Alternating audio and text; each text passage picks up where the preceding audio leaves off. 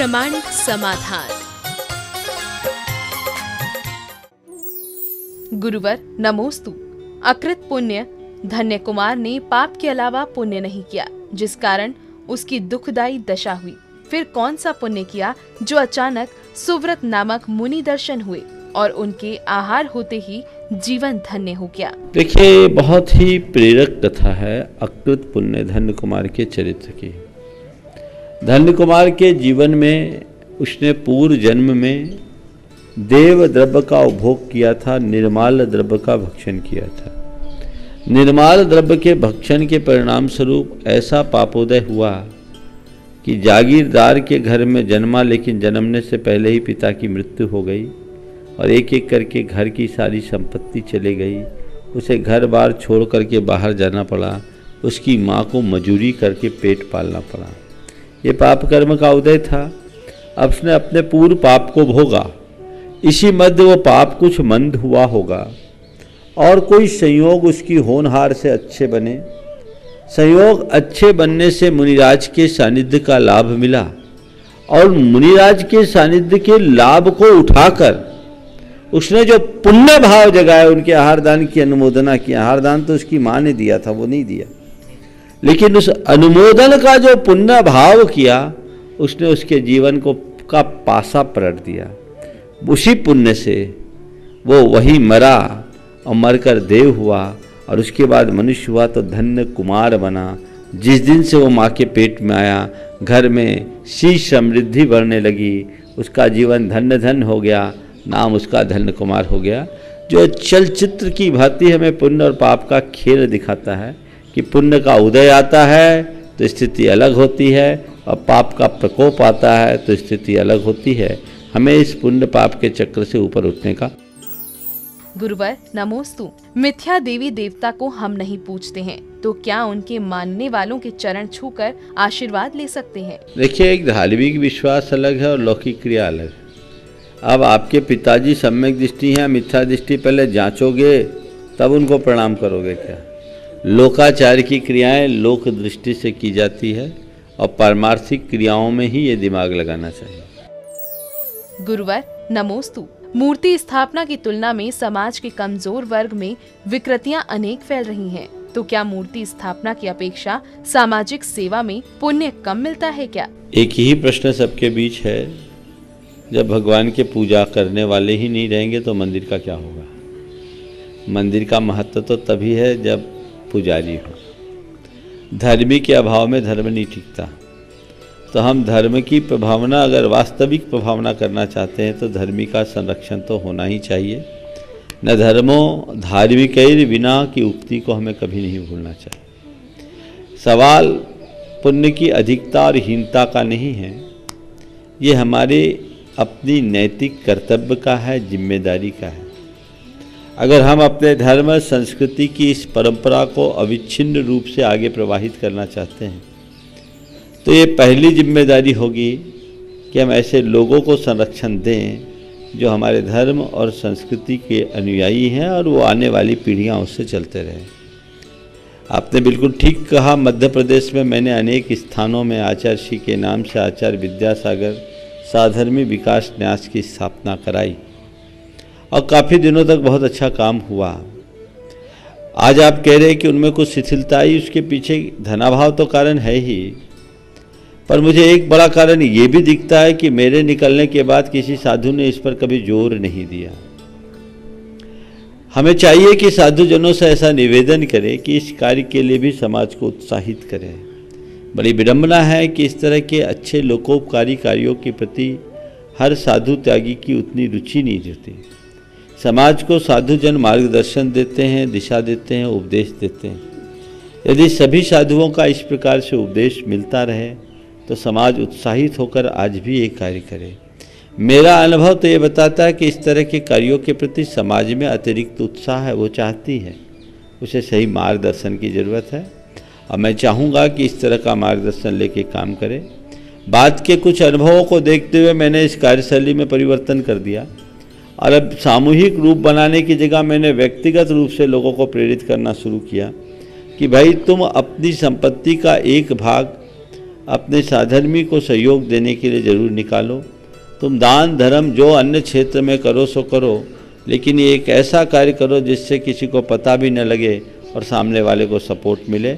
मुझे ये कहकर बड़ी प्रसन्नता है कि मेरे साथ ऐसे सैकड़ों लोग हैं जो एक इशारे पर किसी को भी सहयोग देते हैं और वो आज अपने द्रव्य का सदुपयोग कर रहे हैं, कृतार्थ कर रहे हैं। और उत्कृष्ट रूप से अगर देखा जाए तो अशोक जी पाटनी तो एक बहुत बड़ा आदर्श स्थापित किए हुए हैं। उनके उस ट्रस्ट से आज भी हजारों लोगों को आश्रय मिलता है, आधार मिलता है। और लोग भी यदि इस तरह से प्रेरणा पाकर अपने अपने प्रतिष्ठानों से, ट्रस्टों से या वैयक्तिक रूप से इस तरह का कार्य करने लगे तो समाज बहुत आगे बढ़ेगी। हमारी समाज में संपन्न और विपन्नों का जो अनुपात है वो बहुत ज़्यादा नहीं है, मध्यम श्रेणी के लोग ज़्यादा हैं। जितने लोग सुसंपन्न हैं उतने ही लोग गरीब हैं।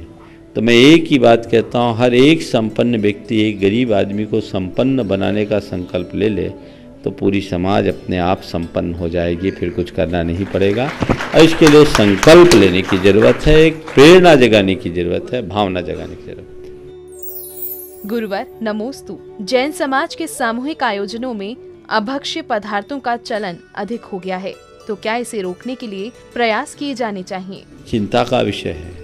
समाज की सारी छवि तार तार हो रही है, लेकिन इस सारे कार्य को करने वाले समाज के रौबदार लोग ही हैं जो इसमें अपनी शेखी दिखाते हैं। समाज में एक चेतना जागृत करने की आवश्यकता। कुछ दिन पहले भी मैंने इस विषय में बात की थी। इसका एक ही उपाय है, जहाँ कहीं भी इस तरह के कृत्य हों आप जाओ, उल्टे पाँव लौट आओ, यह कहते हुए कि तेरे यहाँ पाप हो रहा है, मैं पाप का अनुमोदक नहीं बनूंगा। वहाँ लिफाफा भी मत दो। जिस दिन समाज में ऐसा साहस जागृत हो जाएगा फिर कोई दूसरा आदमी हिम्मत नहीं कर पाएगा। लेकिन प्राय चलो क्या कर सकते भैया, अपन अपना काम करो, ज़्यादा है तो खाओ पियो नहीं, ये जो चीज़ें हैं ये दुर्बलता है।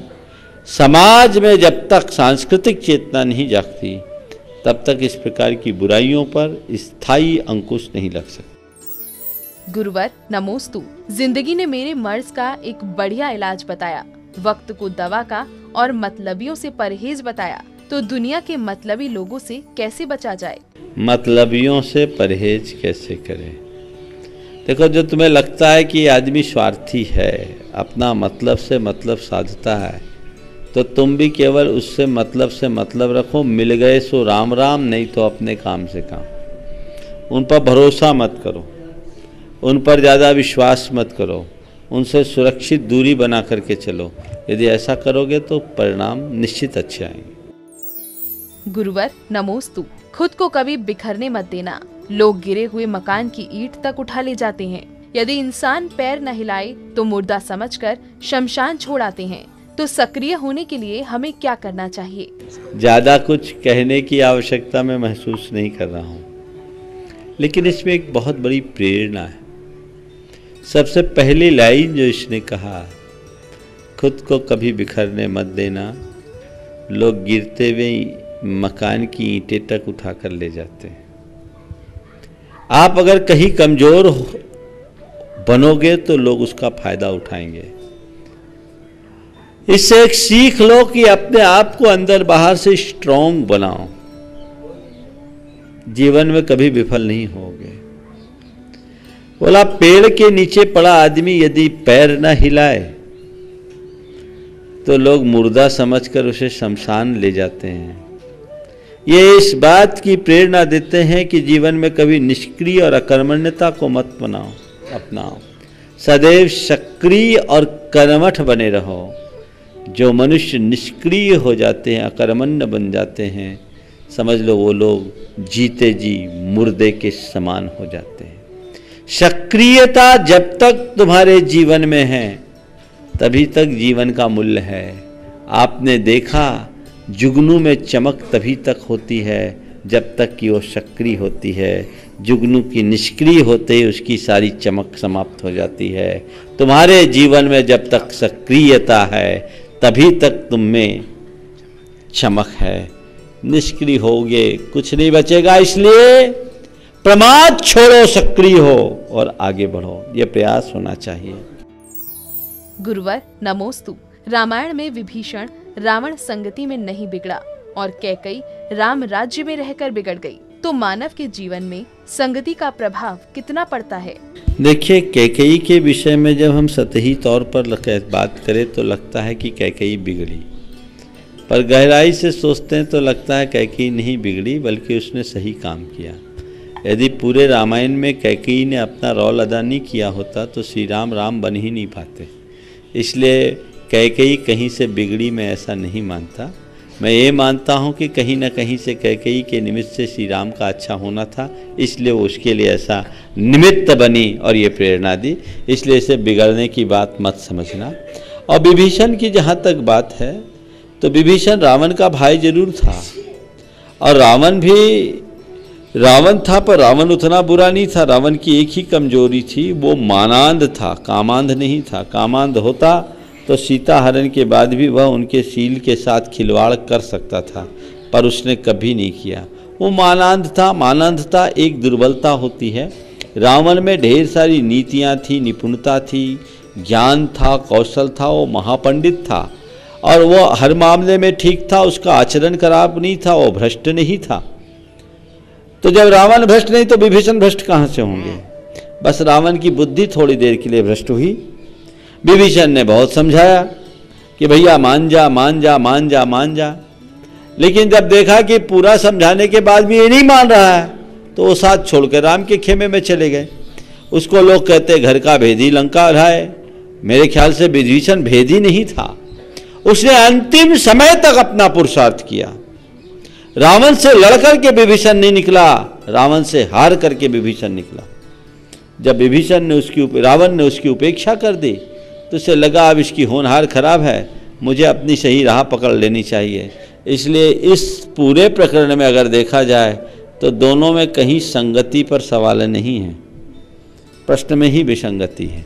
समझ गए? और आपने पूछा संगति किसकी करे, कैसे करे, तो एक दूसरा सवाल खड़ा होता है। हमेशा हमें एक नीति का स्मरण करना चाहिए। कहा गया संसर्गजा दोष गुना भवन्ति। हम जैसों की संगति करते वैसा दोष और गुण हमारे जीवन में होता है। और उसके संदर्भ में कहा है हीयते ही मतिस्तातः हीनैः सह समागमात् समयश्च समतामेति विशिष्टैश्च विशिष्टताम्। हीन व्यक्तियों के समागम से हमारी मति हीन हो जाती है, समान व्यक्तियों के समागम में समान होती है, और विशिष्ट व्यक्तियों के समागम से हमारे मति में वैशिष्ट आता है। तो जैसी संगत वैसी रंगत। गुरुवर नमोस्तु। सागर नहीं नदी बनो। समुद्र की सीमा में न बंधकर नदी की तरह बहने के लिए हमें क्या प्रयास करने चाहिए? आपने जो बात कही कि सागर नहीं नदी बनो, वो एक अर्थ में बिल्कुल सही है, क्योंकि नदियाँ नहीं होगी तो सागर कैसे बनेगी।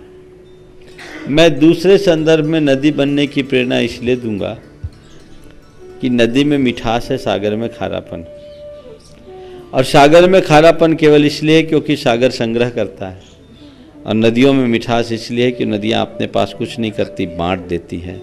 जिंदगी में कुछ पाना है तो बांटने वाला बनो, जोड़ने वाला नहीं।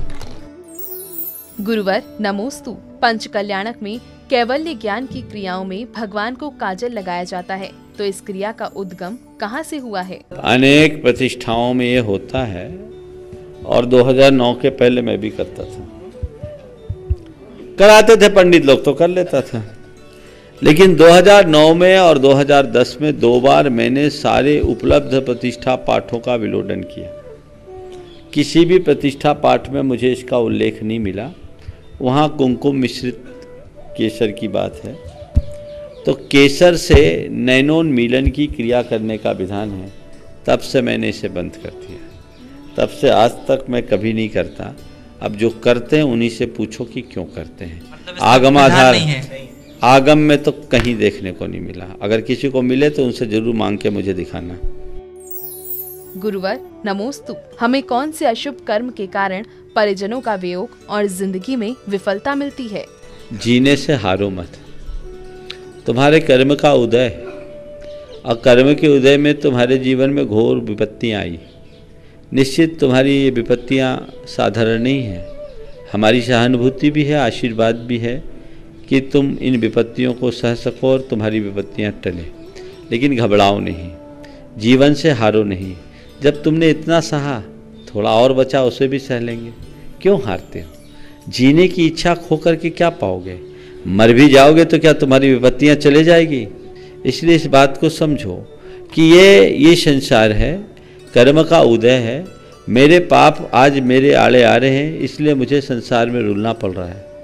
अगर इन पापों को मैं नष्ट करूँगा तभी संसार से पार उतरूँगा। तो चलो, जितने मेरे कर्म थे क्षमता से मैं इसको सह लूँ। जब जीवन में इतना सह लिया तो और कितना बचा? अभी तो तुम्हारे जो दुख हैं वो सह रहे हो। कदाचित कोई गलत कदम उठाओगे तो नरकों में होने वाले दुख तो सहनी भी नहीं होंगे। यहाँ तो तुम मरना भी चाह रहे हो, वहाँ मर भी नहीं सकोगे। इसलिए कल्पना भी नहीं करना। मरना जीवन का समाधान नहीं है, सामना करो, उसी में समाधान होगा। इसलिए सहन करो। जीवन में चाहे कितनी बेदुख हो, चाहे कैसी भी विषमता हो, चाहे जैसी भी विपत्ति हो, सहन करो। जितना सहन करोगे उतना समर्थ बनोगे। गुरुवर नमोस्तु। मनुष्य अपने भाग्य का निर्माण अपने कर्मों द्वारा स्वयं कैसे कर सकता है? देखिए, ये तो बहुत पुरानी कहावत है, मनुष्य स्वयं अपने भाग्य का निर्माता है। आपने पूछा कैसे? हम जो कुछ भी करते हैं स्वयं करते हैं। हम स्वयं अपने प्रभु हैं। हमारे अच्छे बुरे परिणाम हमारे अच्छे बुरे भाग्य का निर्धारण करते हैं। हमारे जैसे भाव होते हैं, जैसे परिणाम होते हैं, वैसी हमारी क्रिया होती है, और जैसी क्रिया होती है वैसी प्रवृत्ति होती है। जैसी प्रवृत्ति होती है वैसे कर्म के संस्कार हमारी आत्मा से जुड़ते हैं, और जैसे कर्म के संस्कार हमारी आत्मा से जुड़ते हैं वैसा ही हमारा प्रारब्ध या भाग्य बनता है। इसलिए कर्म के साथ हमें अपने जीवन को आगे पीछे करके चलना चाहिए। हम न केवल अपने भाग्य को बनाते हैं, अपितु भाग्य को बदलने में भी समर्थ होते हैं। इसलिए प्रत्येक व्यक्ति को स्वपुरुषार्थी होना चाहिए। जीवन के अंतिम अवसर तक अपना प्रयत्न जारी रखना चाहिए। गुरुवर नमोस्तु। संविधान में क्रूर अपराधी को मृत्यु दंड दिया जाता है, लेकिन निर्दोष त्रियंच प्राणी को मृत्यु दंड देने का अधिकार बूचड़खाने को क्यों दिया है?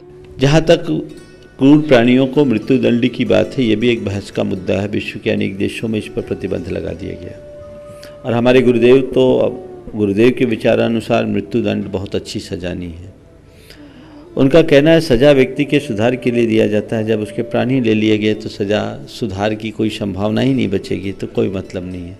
इसलिए मृत्यु दंड बहुत प्रशंसनीय दंड नहीं है हमारे गुरुदेव के विचारों के अनुसार। विश्व के अनेक चिंतक भी इस बात की वकालत करते हैं, और इसी वजह से दुनिया के बहुत थोड़े से देशों में मृत्यु दंड का प्रावधान है। ज़्यादातर देशों में मृत्यु दंड को प्रतिबंधित कर दिया गया है।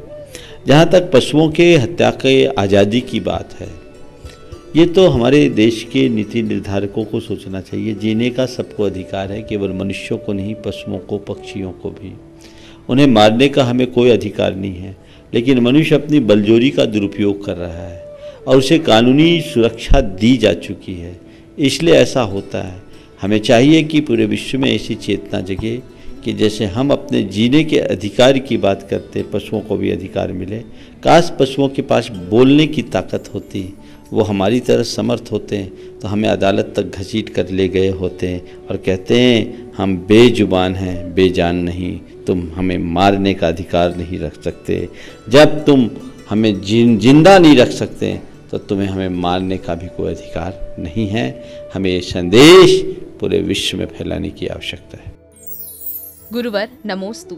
आजकल रिश्ते रोटी की तरह हो गए हैं। आग जरा तेज हुई तो जल बुझकर खाक हो जाते हैं, तो ऐसे रिश्तों में मधुरता कैसे लाएं? रोटी को जलने से बचाने में जो सावधानी रखती हैं, यदि संबंधों को प्रभावित होने में वो सावधानी रखने लगो तो तुम्हारे रिश्ते की रोटी बहुत सुंदर सिकेगी, कहीं कोई कठिनाई नहीं होगी। मुश्किल ये है कि रोटी के प्रति तो आप सावधानी रखते हो, पर संबंधों के प्रति प्रायः लापरवाह बन जाते हो। कई बार तो रोटी के पीछे ही लोग अपने संबंध बिगाड़ लेते हैं। हम जागरूक बने, संबंधों को मेंटेन करने की तत्परता हमारे हृदय में हो, तो ये सारी समस्याएं स्वतः शांत हो जाएगी।